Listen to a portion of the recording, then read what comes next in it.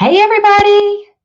It's good to be with you tonight or today. It might be daytime where you are in the world, so I shouldn't even say tonight. It's good to be with you today. If we haven't met before now, I'm Annie Brock, President and CEO of the Leader Transition Institute. We are a nonprofit headquartered in Maryland in the United States, and we prepare and walk beside people who are making pivots in their lives. We have a special focus on military service members, veterans, their family members, and we are serving people in any of those categories around the world. So if you're interested in learning more about the Leader Transition Institute, I'm going to put our website here up on the page so that you can see it, the screen that you can see it, and I'll put it up there again later. I'll also put it in the chat at some point. Or maybe if one of you is on and you know what it is, you can put it in the chat. So I promised that tonight we were going to talk about LinkedIn. We do these sessions on a monthly basis. We hold 4-day training sessions for people who are transitioning from active duty to the civilian sector, and we follow up with them with these sessions that we live stream to everybody because we think that some of these things are things that you might be interested in and could benefit from yourself. And if you are a human being in the world today who is in the work environment in some way, shape, or form, you should be on LinkedIn. So I think this is one of those sessions that applies to everyone. I looked up the numbers just because I think I'm always curious about that kind of thing.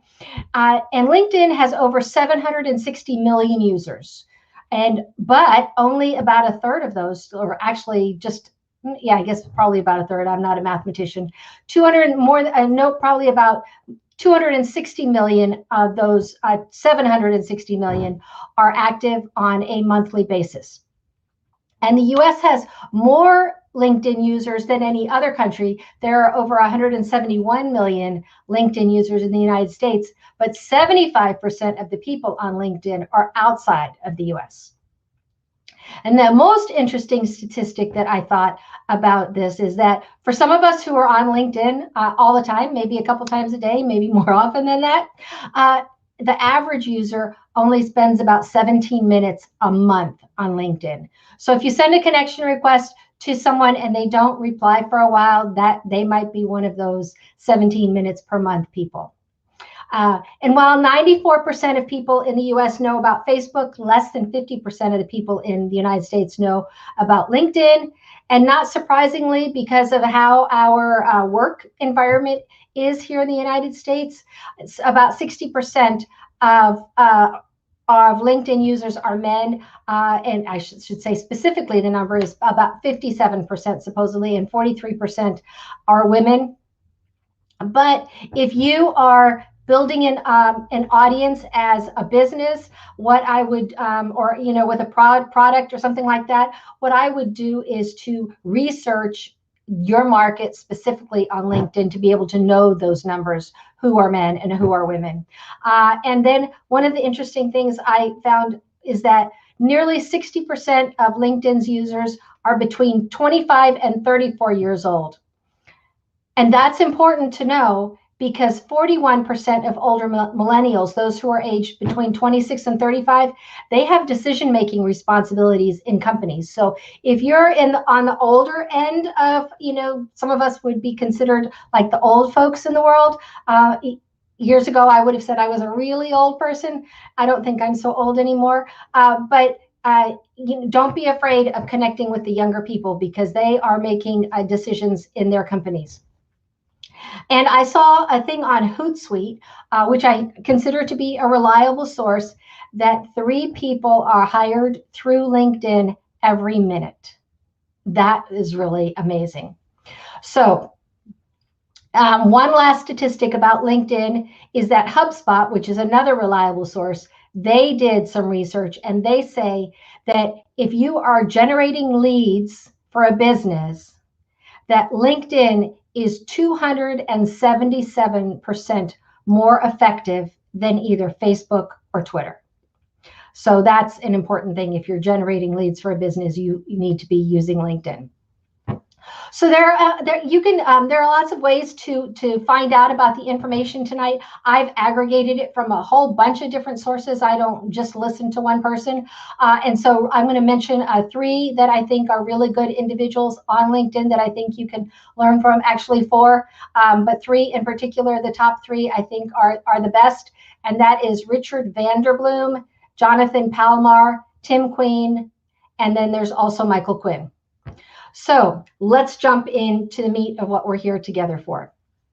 And I should have said, while I was saying that other stuff, I should have told you to get out something that you can take notes with. I have lots. I couldn't stop putting this information together. So I just wanted to say a few things about the profile, which I've talked about in basic sessions that we've done about LinkedIn before. I want to reinforce the importance the importance of having a professional looking photograph.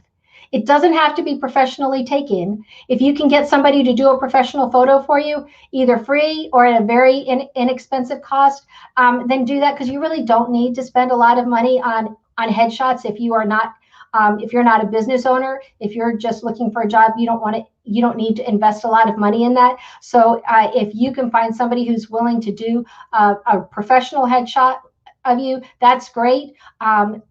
If not, get your teenager or your wife to do it. Put on business attire, stand in front of a clear wall in your home, and make sure that your lighting's good so it doesn't show a lot of shadows, and use that. You focus in on your face, look confident, look friendly. That shows up in your eyes, not just in your smile. So you have to maybe do a little meditation to get yourself into that space. But that will really go ahead, do a lot for you. And if you are doing that with your picture and you're not sure if it's a good enough one to use, if you want to send it to me, you can do that. You can send your image to admin. I should have put that up, so I'm just going to say it. Admin, ADMIN, at leadertransitioninstitute.org. So next, about your header image. Another image that you need to make sure is good on LinkedIn. You don't want to use their standard thing, and it should reflect you as an individual or your brand. Okay, enough on those two things. Your headline. Oh, headlines need lots of work. The average headline. Want you to start with a keyword or two that represents your title and what happens in the world because of you. Craft a couple of compelling statements that would encourage someone to connect and learn more about you. And again, if that's the kind of thing that I can help you with, feel free to email it to me. One of the things that is on LinkedIn that's a new in the last year or two that I haven't talked about much is the featured section. And they put that on that as a place for us to feature our best work. It's right below the About section, and so it's positioned to attract attention. And you could add a link to a landing page there. If you have media from something that you've done at work, that's great. Particularly some pictures. If there's been something in a newspaper or on a web page, make sure you put that there. And so some people put their resumes there. Please don't do that. There are a lot of reasons why not to put your resume on LinkedIn, not the least of which is it's an easy way to let people know where you are. But there are unscrupulous companies who use those resumes for other purposes, and we won't go into that here tonight. But please don't put your resume in that featured section. So let's go on to messaging, the new little tweaks. So did you know, you might not know this if you don't use the messaging feature often in LinkedIn, you can schedule a video meeting in a message, and you have 3 platform options.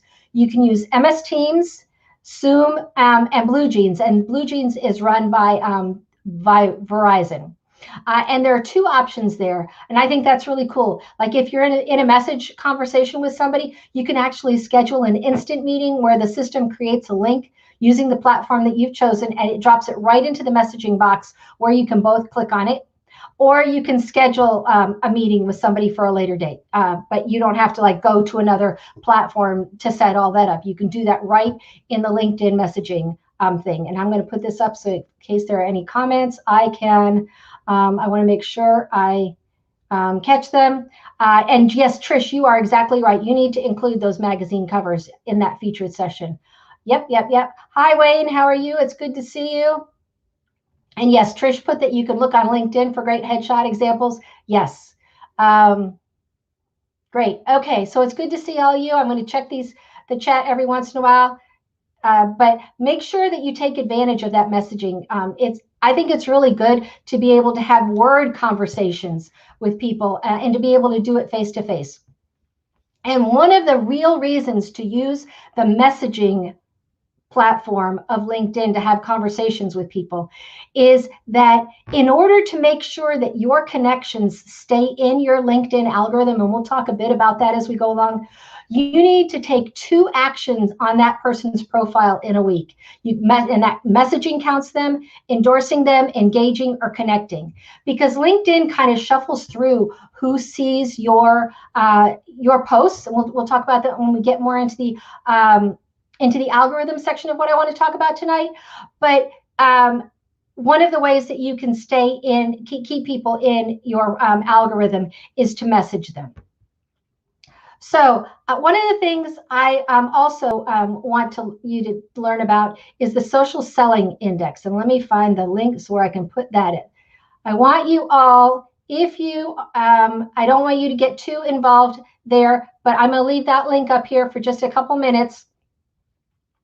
This is the social selling index. It's something that LinkedIn will give you for free, and it actually is something that they have been using for free to try and get you to invest in their Sales Navigator version. It's the one I use as a business owner. The average person doesn't need to have that, but businesses, it's very useful for that.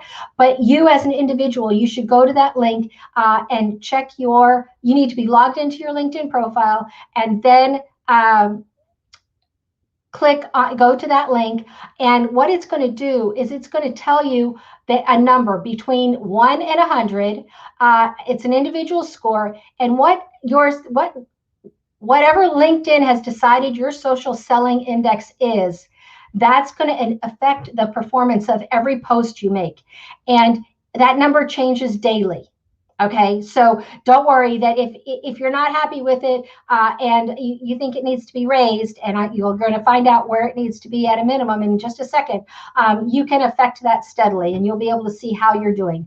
So if your SSI, as they call it, the social selling index, is between 60 and 75, then the things that you post on LinkedIn will receive an average reach. If your score is below 60, the reach of your post will be less than average.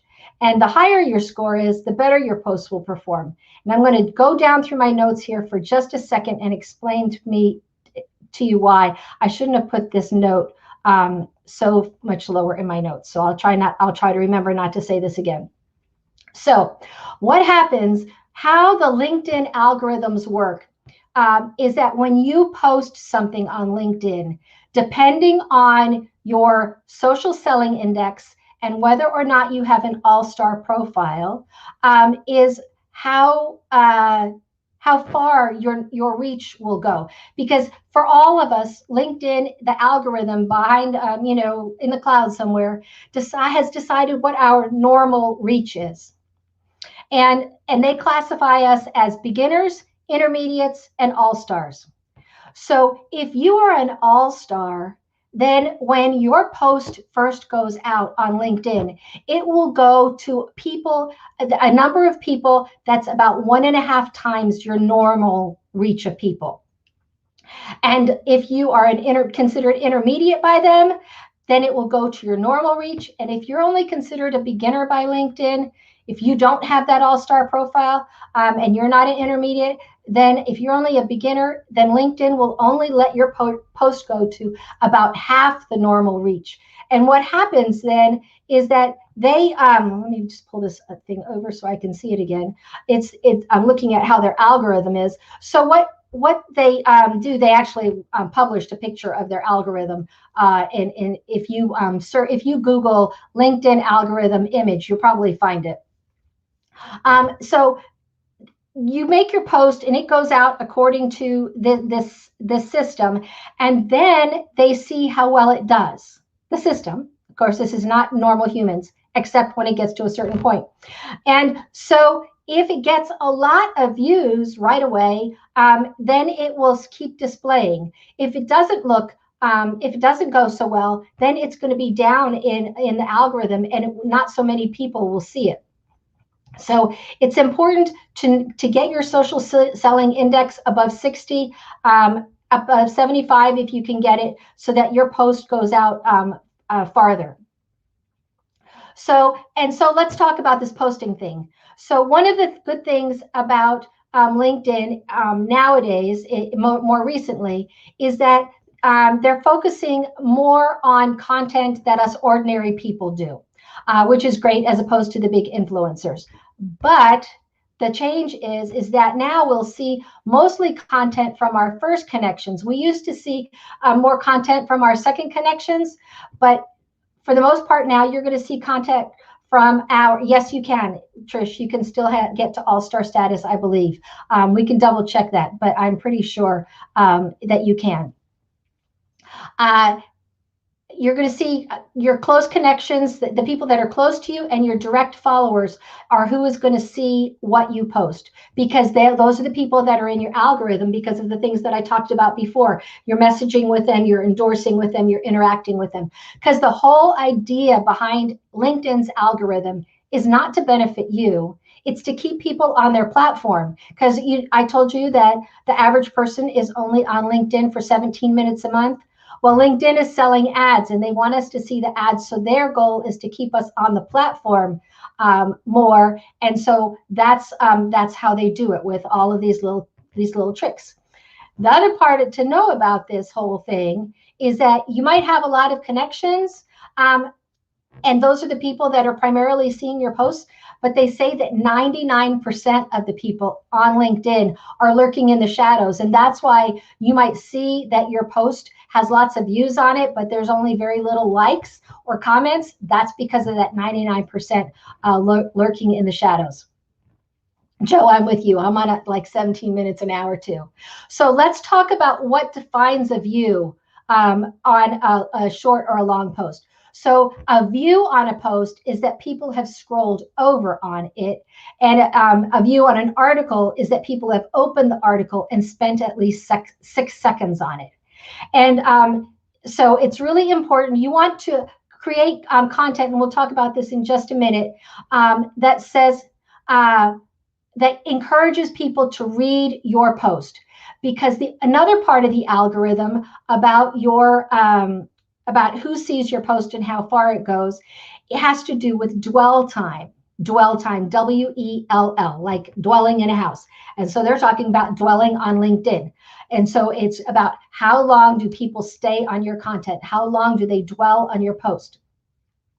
And if people don't spend time on your post, then it's not going to, LinkedIn is not going to continue putting it into other people's news feeds.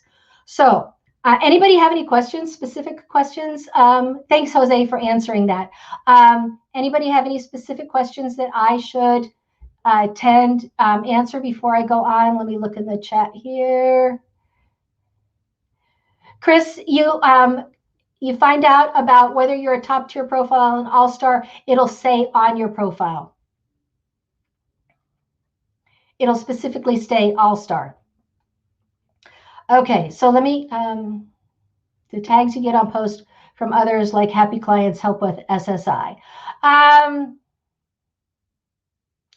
think probably it does. It said, because it's a matter of engagement. So if people are engaging on your posts, that's good. I don't think necessarily that the tags you get on posts from other people will engage. I should say the comments that you get on your posts, but no, tags that you get on posts from other people don't make it any better. So Tiffany, we're going to talk about what kinds of posts to do, and that's how you're going to raise your SSI.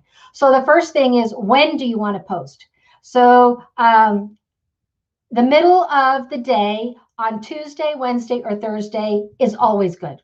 Okay, and then and we're talking about your time zone. If that's where the most of your connections are, you need to think about where are the people that you want to connect with. Think about their time zone, and you want to be posting when in the middle of their day. Okay, and Tuesday or Wednesday are generally said to be the best days.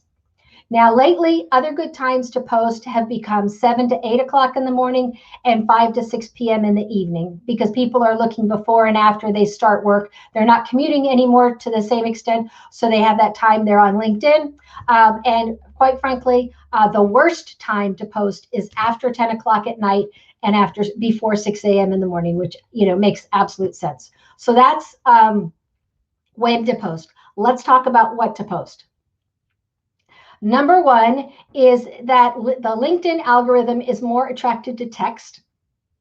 Character limit for a post is 1,300 characters. And when you create a post after 210 characters, it goes to see more. That's a good thing. Don't think you're writing too much, or don't think that it hurts you if your post goes to see more. Why do you think it's a good thing that your post goes to see more?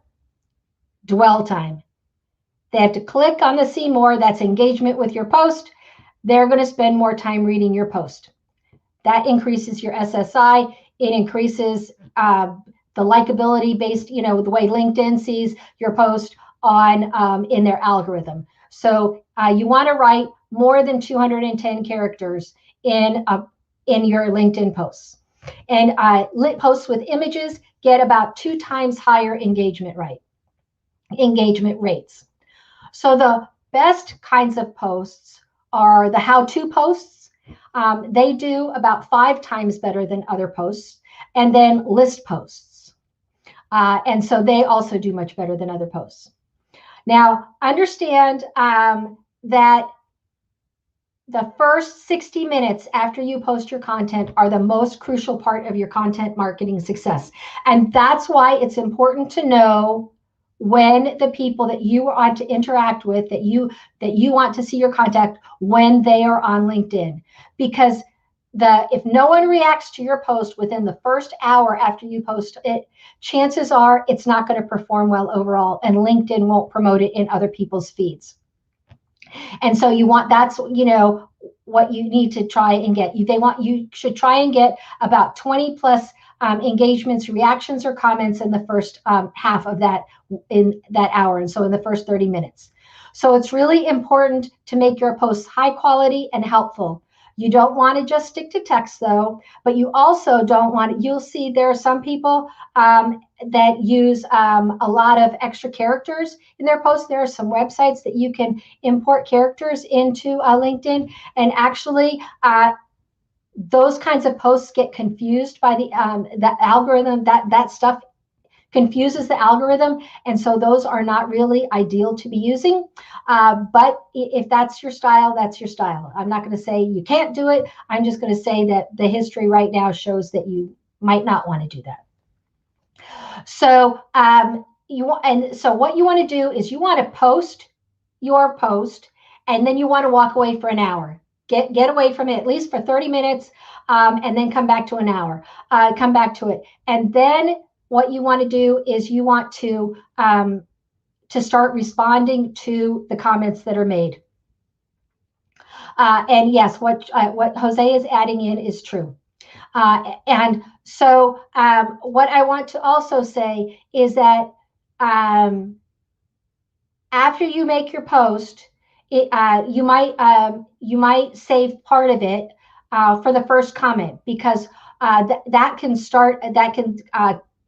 continue a discussion. So one of your posts, you don't want to just make informative posts. You want to create posts that will engage. So you might want to write a question or start something that would lead them to read the first comment, and continue your post in the first comment, because that will start the commenting. Then that helps to start the conversation. The old saying about that you have to reach out your hand first. So people are more likely to start commenting if they don't have to be the first comment.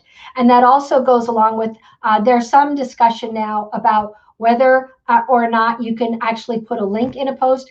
In recent times, there's been some discussion about that the algorithm doesn't rate posts as high if they have links in them. And if you'll see my posts, I keep my links in the first comment, but there's some feeling now that the links get lost in the first comment.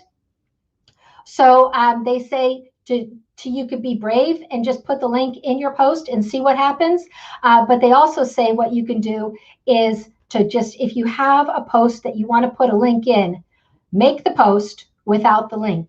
And then immediately after you post, go to the post, edit it, put your link in, and then let it go. So if you give it just, a couple of seconds, the algorithm will already be processing it without the link in it. And then after it's sent it out, because it doesn't, the way it likes it, because it doesn't have a link, you can edit it and put the link in.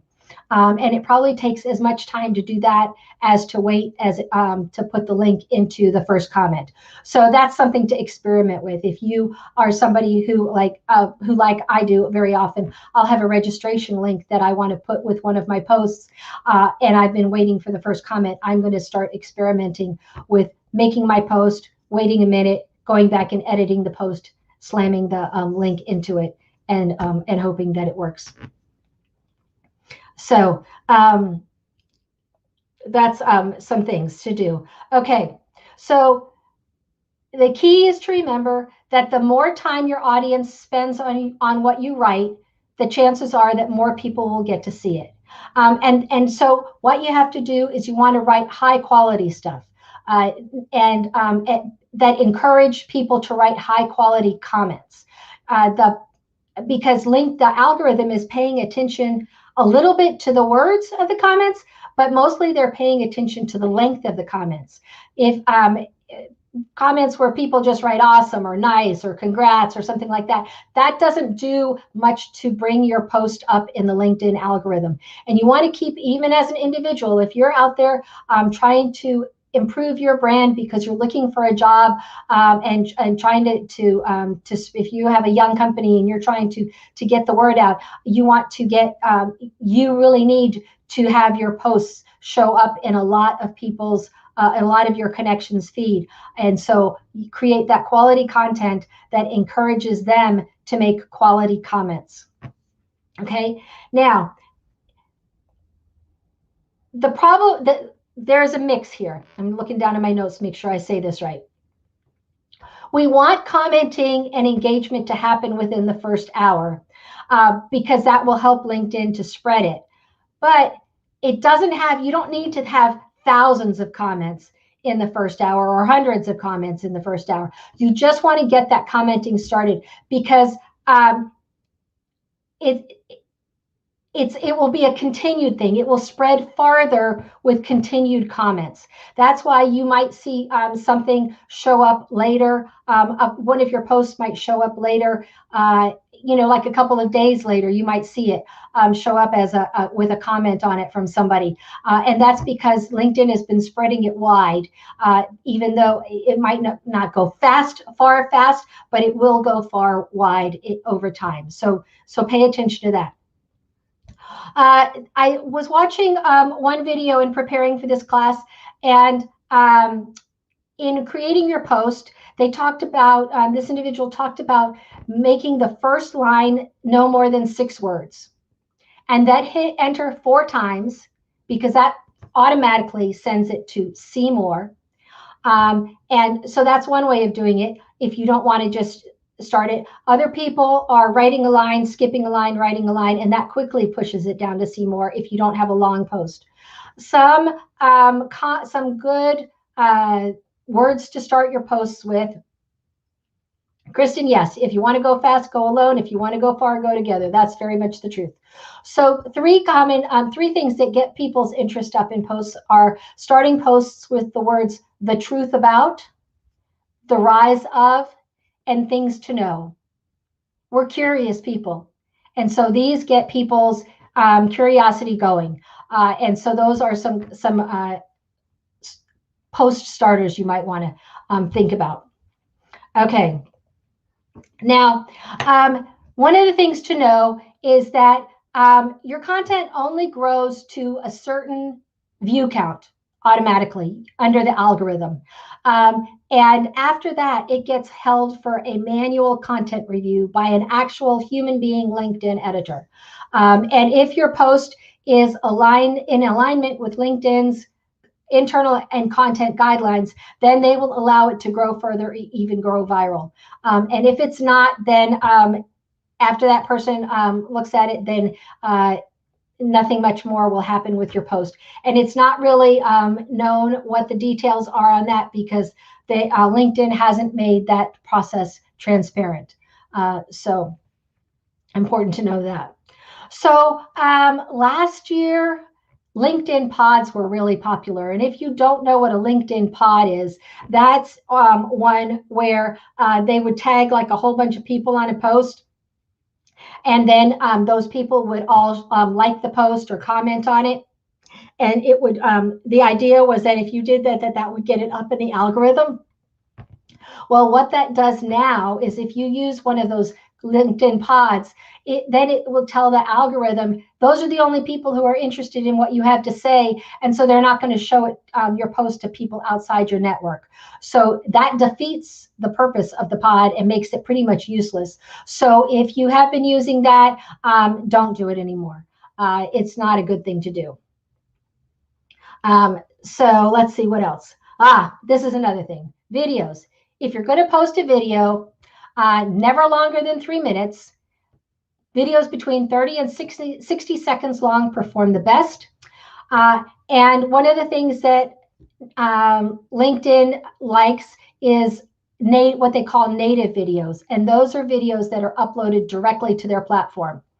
One thing to know is that YouTube videos are not considered to be native, but Vimeo is. So if you have a Vimeo and you have a video there, you can post it there, your video there, and get it up on LinkedIn that way. Square format is ideal because that maximizes your screen space. And it while the quick live videos that we do are helpful, we think they're great. It's important to know that over 50% of LinkedIn users watch with their sound off. So it's really better just to create a short video and then take some time to do a little bit of editing with it by adding subtitles, because those people who are watching with the sound off, if there's no subtitles, they're liable to just scroll on by. So that's important. Let's see. If you're a business owner and you're building your brand, in the comment that you make, like I talked about, writing a post and then writing your own comment below it. One of the things that you could do, I saw a suggestion, I think it's a really cool idea, is to offer a gift to anybody who comments after they read your comment, and give them a code word to put in their comment, because then you'll know that they read it. And then those are the people you'll know to send that gift to. And you can just send it to them via the messaging, and that's another way of connection. Or if you have their email, then you could send it that way. But I would recommend using the messaging feature on LinkedIn to send them that gift. Some PDF hint sheet or something like that. So tags. When you create a post, a tag can help you get more views. But that's important. What's important to know is that whoever you tag on your post, they need to engage with that post. If you tag the wrong people who don't respond, or people who remove the tag, then LinkedIn will punish you with less reach. And at least 50% of the people that you tag in your post need to engage. If fewer than 25% of people if fewer than 25% of the people you tag respond, then those tags are rated as spam, and your post will be downgraded, and you might get it might be downgraded by as much as 20 to 30% fewer views. So that's not worth it. So make sure if you tag people, they're people that you know are on LinkedIn and will respond. So next, now we've talked. Anybody have any other questions? Let's see. And Trish, you're right about the algorithm. The general understanding about people who spend a lot of work figuring out the LinkedIn algorithm is that they tweak their algorithm every 3 months. So basically, as soon as somebody's figured it out, you can count on them to do it. We'll talk about LinkedIn stories before we get to the end. Let's talk right now about how often to post. No more, no more, no more, no more, no more, no more than one time in 24 hours. In that 24 hours, 50%, you can expect that 50% of your views will show up in the first 6 hours and in the next 10 to 12 hours, and then following 24 hours, that's when the views will show up. So what happens if you make a second post after 4 hours, the number of views on your first post will decrease and the second post will do worse. And you'll end up with, between both posts, getting only about 70% of the views you would get from just one post in 24 hours. If you have the gall to post a third time in 24 hours, it's wasted, and LinkedIn won't promote that at all, and it will kill the views on the first 2 posts. And this is for your personal pages. If you have a company page, it doesn't affect the same way from that. So this is what you can do. A little way to game this system is that if you write a post and it doesn't gain much traction in the first 4 hours, get a second post up there, because maybe that one will gain traction. Because if you're not going to get a lot of traction in that first post, the first 4 hours, you don't have a lot to lose by getting that second post up there. But don't do a second post any sooner than 4 hours, okay? And you want to change the format of your posts up and figure out what kind of posts works well for you. And if you're seeing that a post performs well, don't get all excited and say, oh, I got to post again. Hold off for that 24 hours before you post again. One place that LinkedIn likes you to pull images from is Canva. They can recognize an image that comes from there and they like it. And then did you know that LinkedIn owns SlideShare? So you can create something there and share it on LinkedIn. And actually the LinkedIn algorithm will reward you for doing that. They bought SlideShare in 2012. So if you are on SlideShare, you can share something from that on LinkedIn. That's a link that you can bring into your LinkedIn. A rule for graphics and for posting, it's called the 770 rule. You want things to be simple enough that a 7-year-old can understand them, with font big enough, and this is in your image, font big enough that a 70-year-old can comfortably read it. Okay? So those are the basic questions as posts. And shares count as posts. Don't share. That's all I'm going to say about sharing. If you share, that's wasted. That's a wasted post. Everything that I've read over the last 2 weeks in preparing for this class says don't even waste your time with sharing.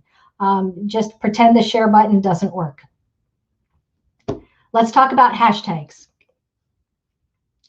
So when they first brought out hashtags, it was like you couldn't use more than 3. Well, now the rule is use between 3 and 9. If you use fewer than 3 or 10 or more, you'll get 20 to 40% less reach. And more than 10 is actually considered spam. And so you want to choose a combination of hashtags, specific hashtags and general hashtags that have lots of followers. And when we talk about the number of followers, we're talking, hashtags that have between 3,000 and 10,000 followers. So don't be afraid to use a bunch of hashtags between 3 and 10. Okay. If you're building a brand, and I know Trish you are, and Joe, I don't know if you are, I think we're connected, but I don't know you well, so we'll have to have a chat so I can get to know you. Building a brand, and you're trying to think about what to post about. The suggestion is, and I think this is would be something good even if you are out there. Trish will talk about another way to share. I'm going to give you guys a share hack in just a minute. what you want to do, what I'm about to tell you, this will even work if you are a job seeker. If you're building a brand, if you're a job seeker, think about the top 10 questions your clients would ask, or the people that are interested in what you do would ask, okay? The top 10 questions. Throw out the top 5, because everybody's talking about those, and focus on the final 5, because those are the ones that nobody's talking about. So you'll be putting out content that isn't a duplicate of what they're getting from everybody else. And in your posts, regardless of what you're writing about, you want to capture their heart and stimulate their brain. I really like that. Capture their heart and stimulate their brain. And I wish I could tell you whose website I saw that on. But I didn't invent that, but I really like it. Capture their heart and stimulate their brain. Now, when we talk about to only post once every 24 hours, that doesn't count in groups. If you are building your brand, if you are out there looking for a job, if you've talked to me about LinkedIn, I've said to join groups. Yes, Joe, this is on LinkedIn and Twitter. And so if you are in groups, you can post in the groups as much as you want. That doesn't affect anything, the views of your feed content, and commenting on people's posts doesn't affect the performance of your views. And so that's important. Now let's talk about how what they call the share hack, because they don't. The reason why LinkedIn, the LinkedIn algorithm doesn't like the shares is because they try to have original content in our feed. They don't want to give us duplicate information. So if somebody in our feed has given us something, they don't want to have somebody else share it, because then we'll see it twice and we'll get bored and we'll say, oh, this isn't worth it, because we're only seeing the same stuff over and over. So what you do is, if you find something that you want to share, what you do is you copy and paste what the person has posted, and post that as your post, give them credit for it, tag them in it. You might even message the author and ask them to comment directly on your shared post. And that will get you 3 to 4 times the views that a regular share. So that's how you get around the share thing. Because LinkedIn will, if you share something right now, the LinkedIn algorithm will bury that post in the feeds. So any questions about the posting and all of that kind of stuff first, before I go on? We're going long tonight, and I apologize for that. I'm going to zip through the next 2 things. Events. Did you know that LinkedIn has a thing where you can have events now? You can either host an event through LinkedIn, or you can post, create a link to an event that you're doing off LinkedIn and get that listed in their events. So that's an important thing. And to find that, you click on the home icon at the top of your homepage, and there's a panel on the left side, and click on the add icon next to events. And then there's the LinkedIn stories. So the key to know is that you can only post a story from the LinkedIn mobile app, and you need to have the most recent version of the app. And they suggest that it's a great way to kick off a conversation with your community, or just to quickly teach something. And so that's the only place you're going to see it. Not only can you only post a story from the mobile app, you can't even see the story on the desktop or laptop app, because I experimented with that too. And just like with Facebook, the stories only show up for 24 hours. One thing to know for yourself, though, is that you can save each story within 24 hours of posting. And after 24 hours, you can actually access that rich media and download that for yourself. And so if you just Google that, you'll find how to do that. So I want to just change one thing here. Let me put up our Leader Transition Institute thing there. Okay. So now the one last thing I wanted, or no, actually I have 2 last things. I know I'm long. I'm really sorry, but I hope you're finding this valuable. Did you know that LinkedIn has 2 algorithms? There's a different one for mobile devices. So what you get on your laptop and desktop is going to be different from your mobile device. And not only will you see different posts and people on your mobile feed, you're going to see different content. And if you accept a new connection on your mobile device, then that person is only going to pop up in your feed on the mobile device. And so if you accept somebody's connection on your mobile device, you have to go engage with them like with a message or an endorsement on your laptop to get their posts to pop up in your laptop desktop feed. And so that's an important thing to know. Yes, what Kristen put, that most people are viewing most digital content on their phones, but you just have to know that it goes both ways. And one of the good things is that dwell time that we talked about, how much time people spend on your content, that's not as important to the LinkedIn algorithm on the mobile device as it is to the algorithm on the laptop device, laptop or desktop. Okay, and you will also tend to see more from the same people on the mobile, and it's important to know that company posts are treated differently on mobile. So on mobile, you're going to get more polls, more videos, less external articles. On a laptop or desktop, you're going to get more documents and engagement on posts. So if you know all of that, that will help you. Let's see, what are the last things I want to say? Oh, the likes on a mobile device are good, and comments are equally strong. And yes, on mobile, we see posts of about 20 to 30% fewer connections, and we see more posts from companies on mobile. Something to know about your network, because I talked about connecting with your network. 60% of LinkedIn users have fewer than 1,000 connections.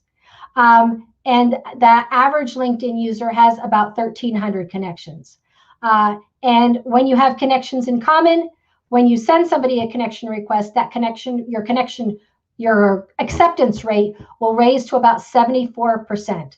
And yes, LinkedIn does have a limit. And you need to build up to this limit so that they don't think that you're spamming, but you can send up to 80 to 100 connection requests a day. I know LinkedIn will let me have up to 100 connection requests outstanding at any one time, and you can send up to like 120 to 150 messages a day. Joe, your brain is melting. Yep, mine is too. So that's it. Do we have any questions?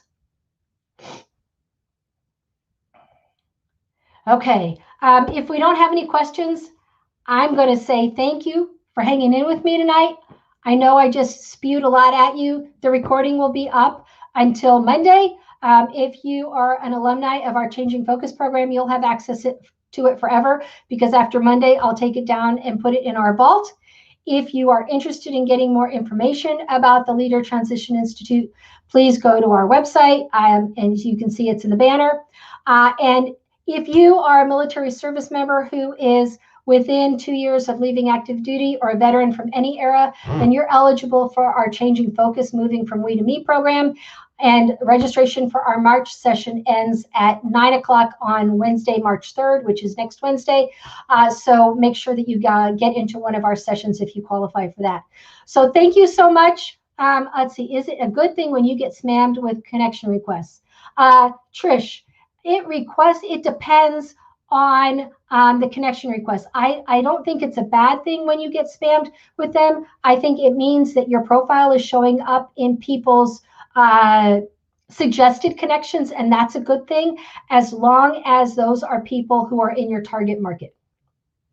Joe, you need to sign up. We need to get you into one of our Changing Focus sections. So go to here. I'm going to put this. This is the next thing, the other link. This is the direct link to our Changing Focus registration, but you can get to it just from our website. And so thank you guys so much for hanging in with me tonight. James, I'll see you tomorrow night, because you're in our upcoming session. And I'm so excited about that. We have a great group starting tomorrow night with Changing Focus. And it's good to see all of you. Thank you so much. I love you all. And see you here again next month. Bye-bye.